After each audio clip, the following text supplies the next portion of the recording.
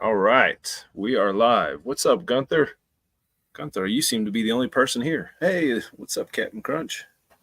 Howdy, howdy. All right, this was a last second AMA, so if there isn't that many people, no worries. It's going to be recorded. It'll be on my YouTube, and it'll be in the Discords if you guys want to check it out later. What's up, Blacksmith? So I'm here with Moongod, as always. We weren't sure we were going to do an AMA this week because Moongod didn't know if he was going to feel up for it, but he is, thankfully.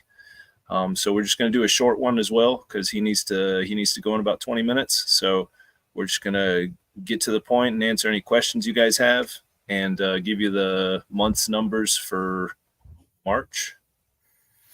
I know, Yanni. Ask me if I know how to fix it. Oliver, do you know how to fix it? You know what? I knew it and I forgot. I don't believe you. What's up, Nomad? I have no idea. Custom games mode. What's up? What's up? No, if I knew how to do anything, I would probably do it. But I don't. I don't know how to do anything. We got a pretty good crowd. Already 9 people. Cool. Sorry, I got a work call. Somebody broke something, and they were like, "Can you join in?" I was like, "Nope." So yeah, did we say hi to everybody yet? I don't know if we finished. I kind of did. Okay, I kind of cool. did. Yeah, I think we've given them 2 solid minutes to get here. So yeah, I know normally we usually give like closer to like 5-10 minutes and stuff like that, and I know this one's very much so impromptu. Considering that we said last week we weren't going to do it, but just how we roll. We finished the month out pretty strong. We're pretty happy with it, and it's very much so a case where, all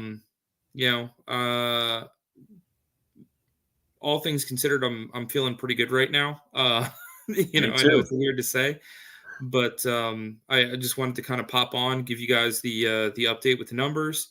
Let you guys know that we will continue to update the charts on a weekly basis as well as providing the numbers in announcements. And the one team will have those also, so they can kind of curtail the announcement however they want as well around the Prisma One NFTs. So yeah, that's going to kind of be the new process. We're going to do the AMAs once a month, first Tuesday of each month.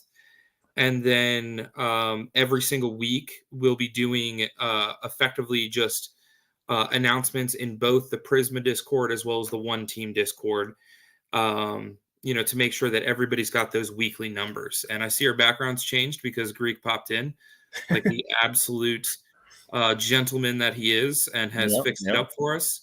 Yep, just quietly slips in and slips right out. Yep, I know, just like a ninja. All right.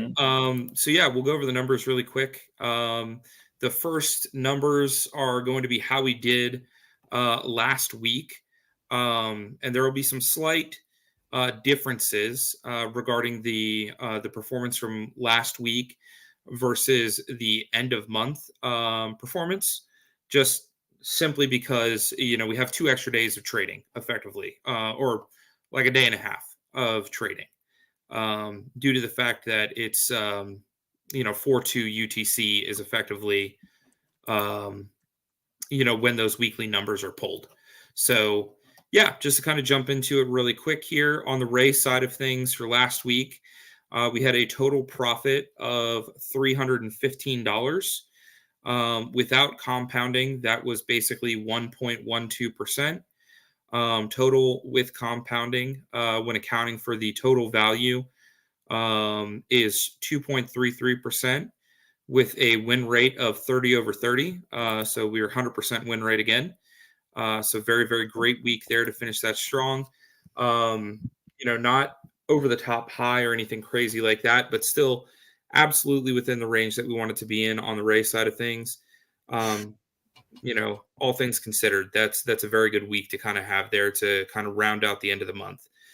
On the NFT side, very similar. We did a total profit of 1,221 without compounding. So just the numbers for that week, it was 1.12. in taking consideration into compounding for the entire time. That was 1.37%. Okay. Again, that one also completed 30 of 30 trades with a 30 of 30 win rate. So really, really strong numbers there. And for those that like kind of like the starting balance, ending balance, Ray started the week with 27,905, finished the week with 28,221. The NFT bot started with 108,622 and ended the week at 109,844. So all in all, nice solid week to round it out, considering the fact that for about the first 3 to 4 days of the week, there wasn't a lot of volatility. And then within the last 72 hours, it really kind of picked up and just, shot up to the moon there. Moving on to the monthly side of things. Again, we'll start with the Ray side over here. So the starting balance at the beginning of the month was 25,882. The ending balance was 28,076. Total profit of 2,194. The profit without taking compounding into consideration was 8.15%. With compounding, it was roughly 16.2%. We had a total of 130 trades and 130 successful outs. So very, very awesome month there. Huge returns. On the NFT side, starting balance was 100,747. Ending balance was 109,282. Profit on the month was 8,535. So again, same percentage return without compounding of 8.15%. When taking compounding into consideration, it's 9.59%. Again, same win rate, 130 over 130. And Cool. I did just want to kind of answer one or two quick things because it was asked in the last AMA how we kind of came up with the with compounding versus without compounding and how those numbers were in effect in there. And I was partially right. I was talking with Callie about it a little bit more to get some additional details on it. And effectively, what he came back and told me was, as for why the percentage profit in either version doesn't match up with the USDT profit, if you run it against the total balance, that's because they all have different compounding times. So as an example, the kind of the bullet points that he left me were profit without compounding has none, just the daily percentage ROI summed up, which is kind of exactly what we kind of look at here when we're doing kind of like the week in, week out, and then the total amount for the month to kind of let us know how we're doing. And that's about that 7 to 12% range is usually what we're looking for.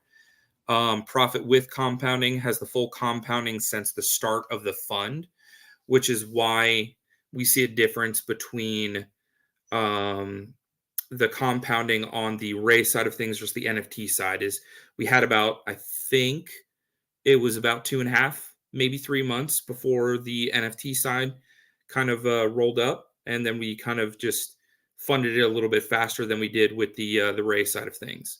So again, if you're running the USDT profit against the total balance, you'll end up factoring in the monthly compounding. So that's really kind of what it comes down to.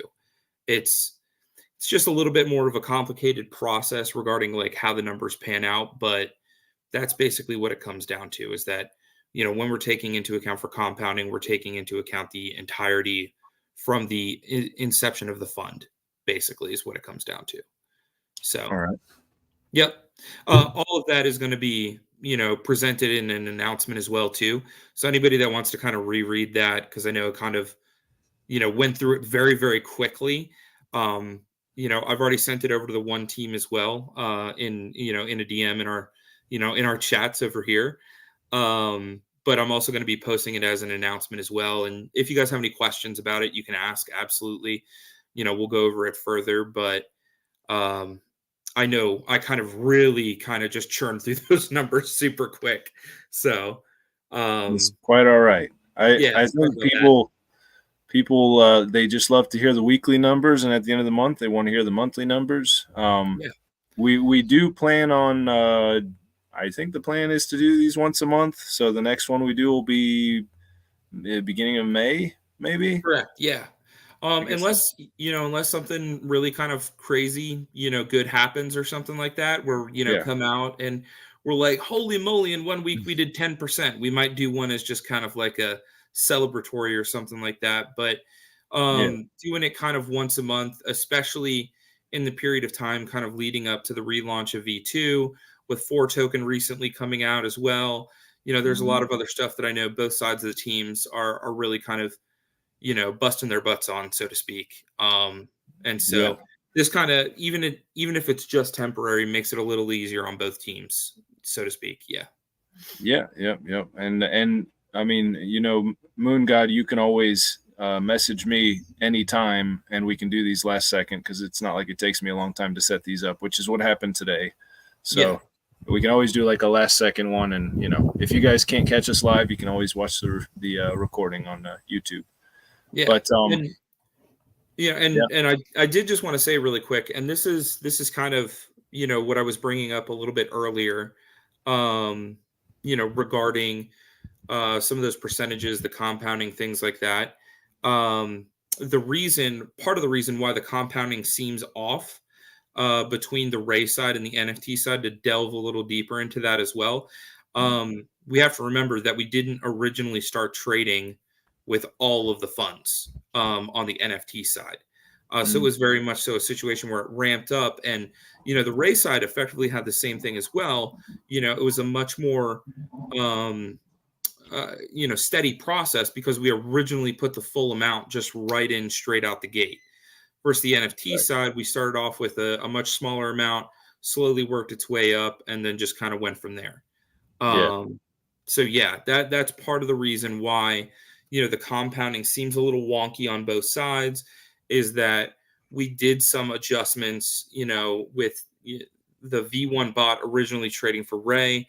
Then when we took it down and upgraded to the V2 bot, we slowly started to kind of add funds back in. So it's really got this kind of like this step up. And we have to remember that effectively at the end of last year and early this year, we were actually only trading, I believe it was like $20,000 or $21,000 out of the total amount of the NFT side of things. So that's the only, so it was like Right. $21,000 out of 80,000.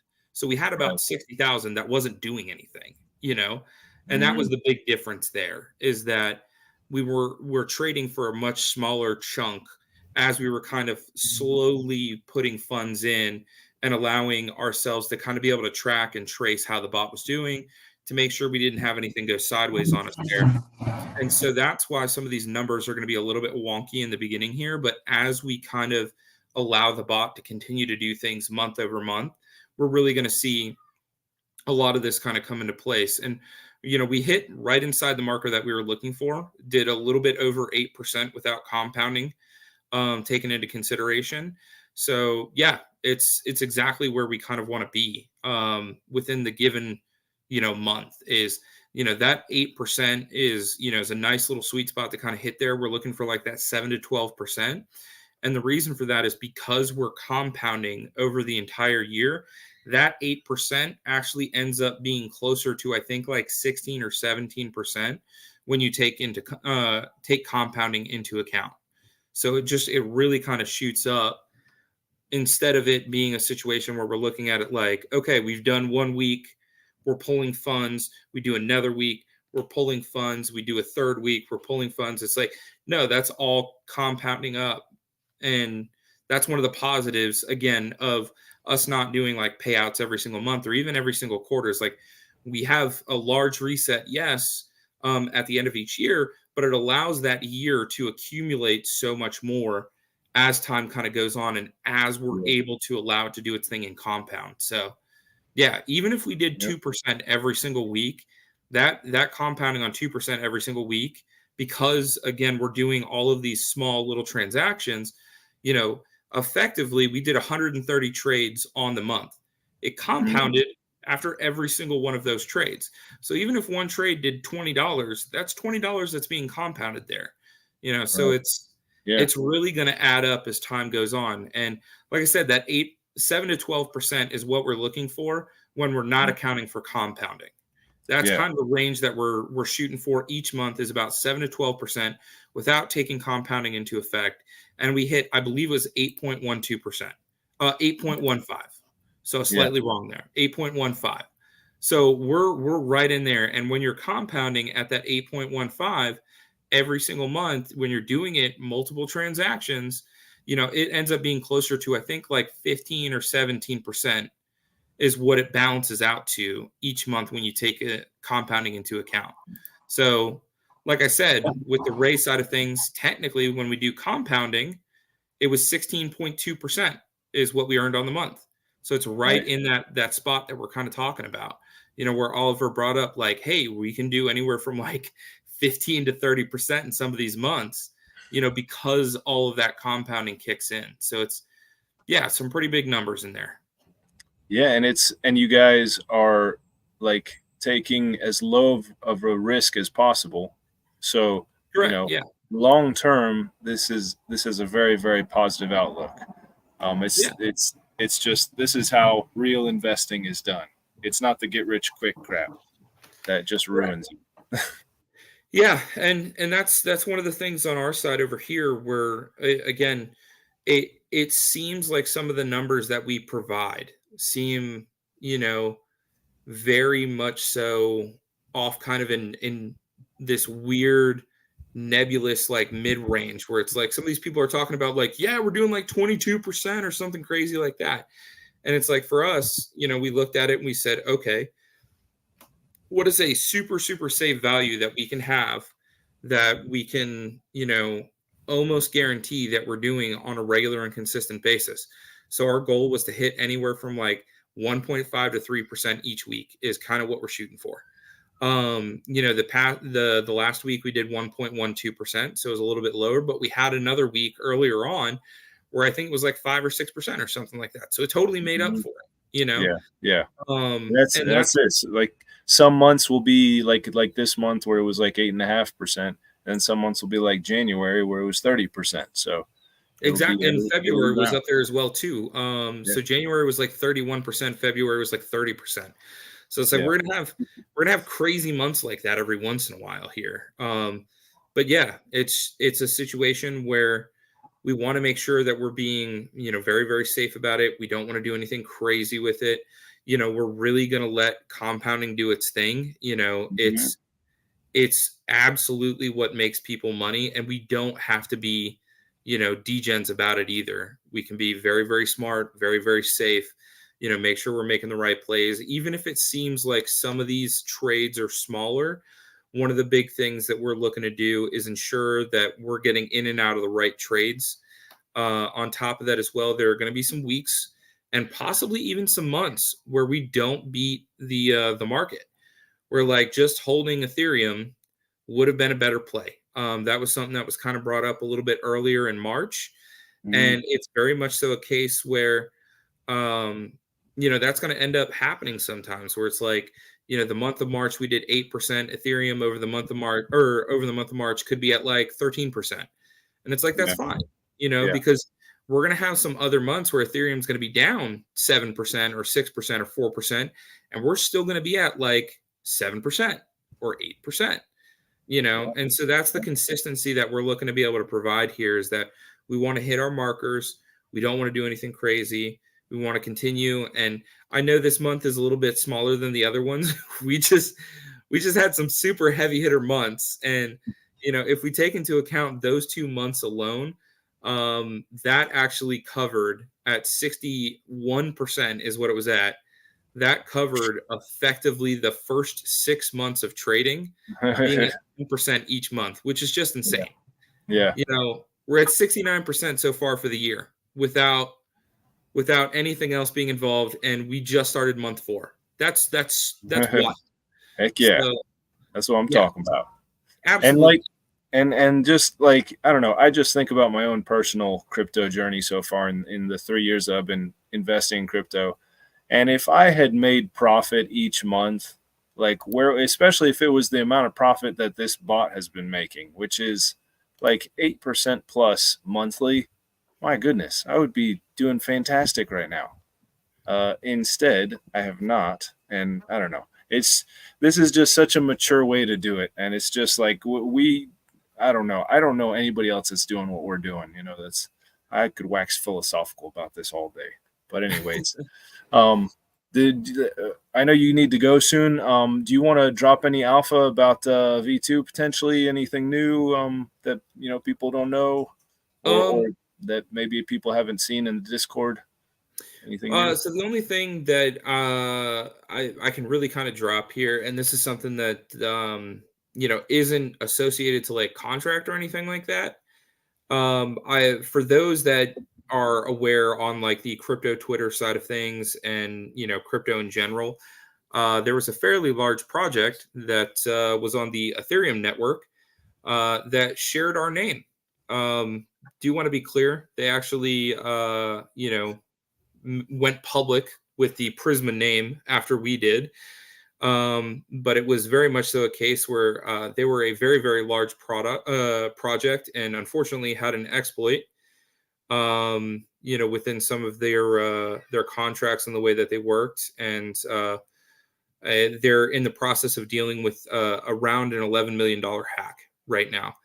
One of the things that we have noticed is that if you Google search the term Prisma, some not great things come up straight out the gate of the hack and things that have happened and everything along the lines of that. So one of the things that the team is going over and taking into consideration is possibly doing a name change slash rebrand in just like logo or name of what we are kind of thing. But nothing is going to change on the token contract side of thing or anything in that aspect.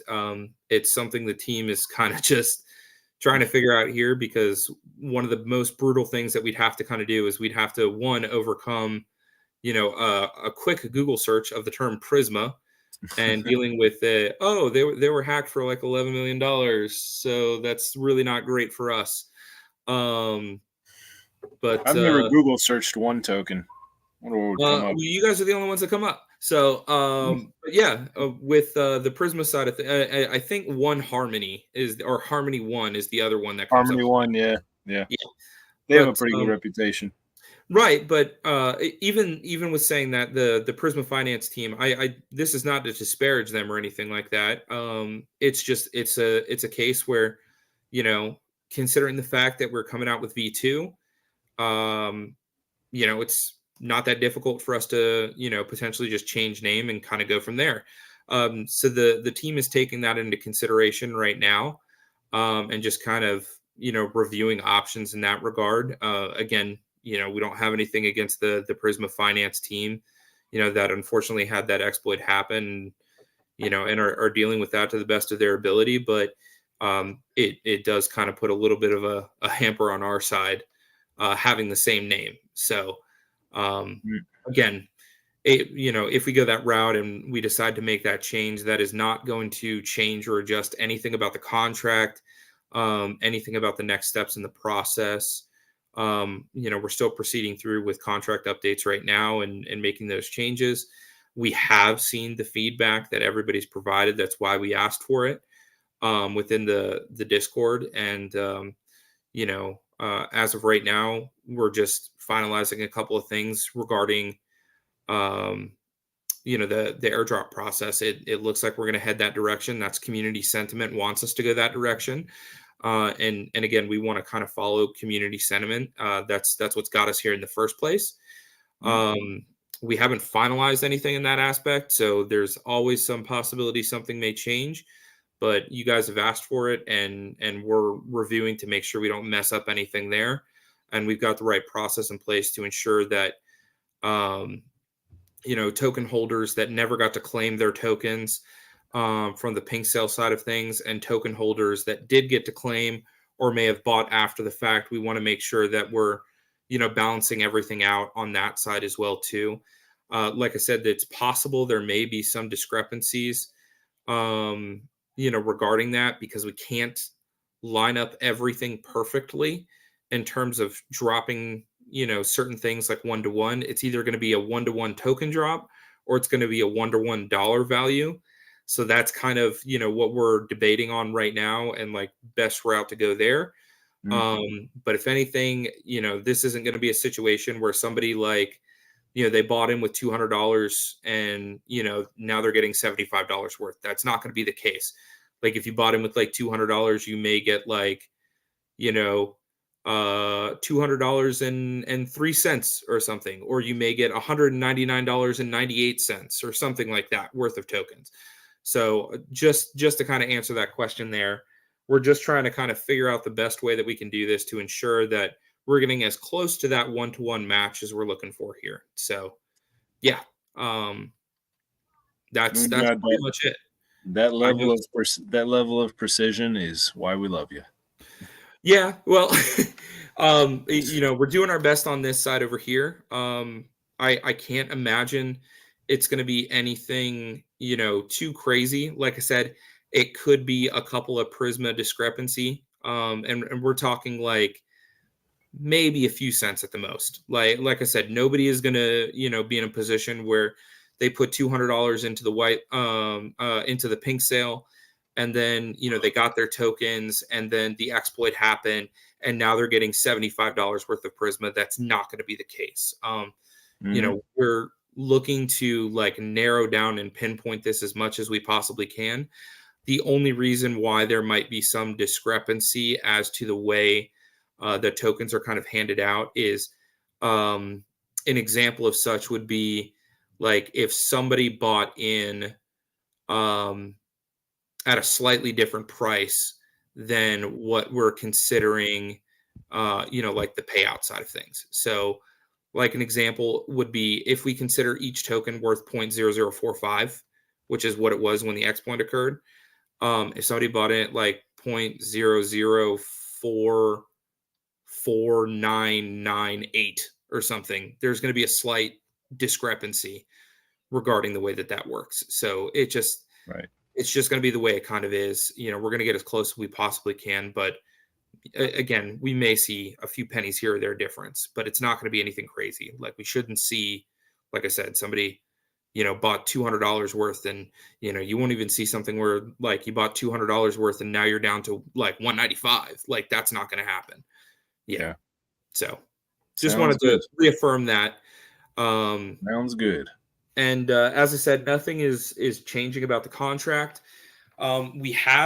I will say this as well, before I have to head out of here real quick. I've got 2 minutes before I get yelled at.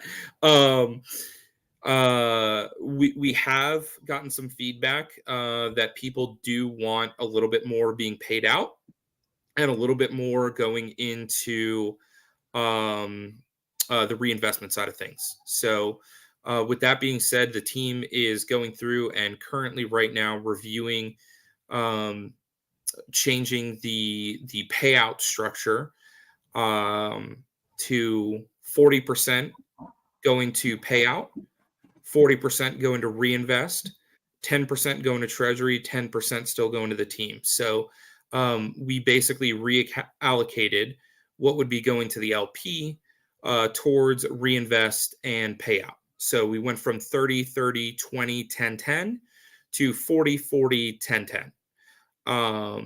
And again, we can kind of change and adjust that on the fly if we need to.